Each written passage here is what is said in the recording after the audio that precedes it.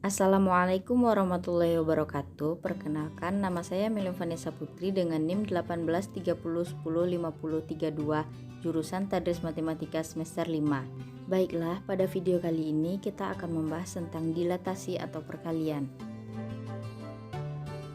Sebelum kita masuk pada materi dilatasi, alangkah lebih baiknya kita mengetahui tujuan pembelajaran. Tujuan pembelajaran di sini yang pertama yaitu menjelaskan pengertian transformasi dan dilatasi, yang kedua mampu membedakan ukuran besar atau kecil suatu bangunan, yang ketiga menyelesaikan masalah yang berkaitan dengan dilatasi. Baiklah Pak, sebelum masuk pada materi dilatasi, alangkah lebih baiknya kita memahami tentang transformasi. Transformasi yaitu suatu proses yang mengubah posisi atau bentuk benda. Nah, transformasi geometri ini yaitu suatu perubahan posisi, perpindahan dari suatu posisi awal x, y menuju posisi lain x aksen, y aksen. Nah, pada transformasi ini terdiri dari 4. Yang pertama yaitu pergeseran atau translasi, yang kedua pencerminan atau refleksi, yang ketiga perputaran atau rotasi, dan yang keempat perkalian atau dilatasi. Nah, pada video kali ini kita akan membahas dilatasi atau perkalian. Dilatasi itu apa sih? Kira-kira ada yang tahu nggak ya? Jadi, dilatasi adalah perubahan ukuran atau transformasi, memperbesar atau memperkecil suatu benda sebagai hasil dari perkalian dengan faktor skala tertentu, tetapi tidak mengubah bentuk bangun yang bersangkutan. Pada dilatasi ini dapat ditentukan oleh titik pusat dan faktor skala. Nah, faktor skala ini apa sih? Faktor skala adalah perbandingan antara jarak titik bayangan dari titik pusat dilatasi dan jarak titik benda berkaitan dari titik pusat dilatasi. Nah, contoh nyata dilatasi itu misalkan teman-teman punya foto. Nah, foto itu bisa dicetak dengan ukuran kecil, bisa juga diperbesar ataupun bisa lebih diperbesar lagi. Nah, itu contoh nyata dalam kehidupan sehari-hari mengenai dilatasi.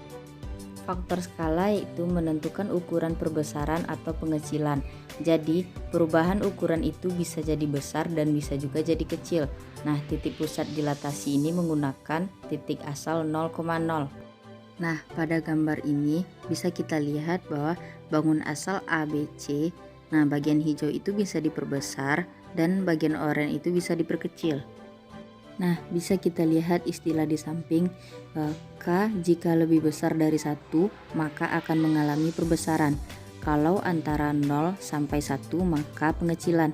Nah, kalau lebih kecil dari 0 maka itu perbesaran. Jika dirumuskan, titik x, y didilatasikan dengan faktor skala sebesar K dan pusat dilatasi 0,0. Nah, rumus dilatasi itu A x, y didilatasikan A aksen kx ky, faktor skalanya itu 0, k.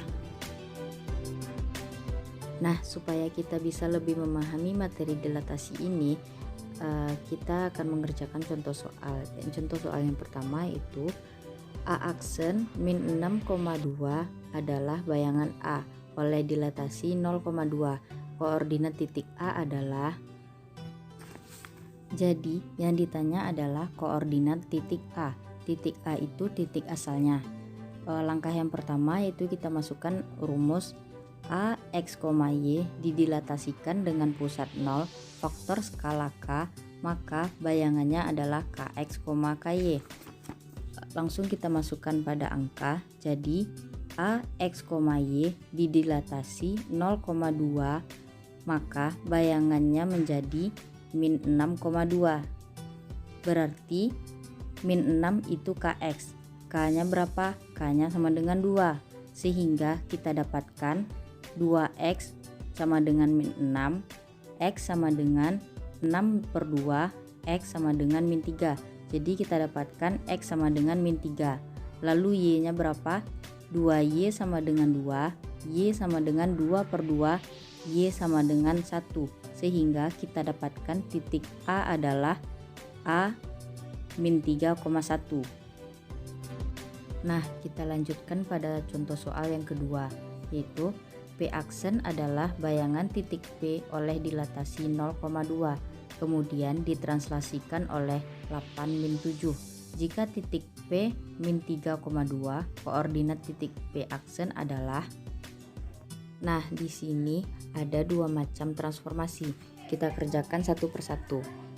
Yang pertama, P min 3,2 didilatasikan oleh titik pusat O, faktor skalanya 2, maka menjadi berapa? Tinggal kita kalikan 2. 2 dikali min 3, 2 dikali 2, maka didapatkan hasil min 6,4. Dilanjutkan dengan translasi 8 min 7, maka bayangan akhir tinggal ditambah translasi. Min 6 ditambah 8, 4 ditambah min 7. Jadi hasil akhirnya adalah 2, min 3. Baiklah, mungkin hanya itu video yang dapat saya berikan. Semoga bermanfaat. Wassalamualaikum warahmatullahi wabarakatuh.